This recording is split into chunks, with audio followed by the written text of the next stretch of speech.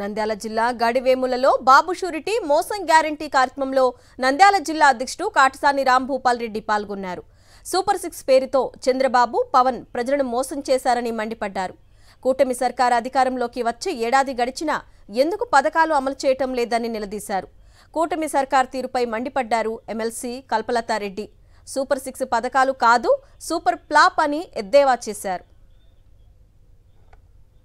Super 6లో ఏ విధంగా మోసం చేసినాడు, ఓట్ల కోసం ప్రజలకు మోసం మాటలు చెప్పి ఆ కుటుంబం ఎంత నష్టపోతుంది, చంద్రబాబు నాయుడు సూపర్ 6 పథకాలు ఆ కుటుంబానికి ఎంత డబ్బులు రావాలి, అవన్నీ కూడా మా డబ్బులు మాకు ఇవ్వండి అని తెలుగుదేశం వల్ల నిలదీసే పరిస్థితి. దానికోసం వాళ్ళు మాది మంచి ప్రభుత్వం ఈరోజు పోవడం జరుగుతుంది కాబట్టి వాళ్ళని కూడా ఖచ్చితంగా మాకు ఎప్పుడు ఇస్తారు, మాకు సంవత్సరం నుంచి మీరు మాకు బాకీ ఉన్నారు, ఎప్పుడు ఇస్తారు నిలదీసి అడగమని మొత్తం గ్రామాలలో ప్రతి ఒక్కరిని కూడా చెప్పడం జరుగుతుంది.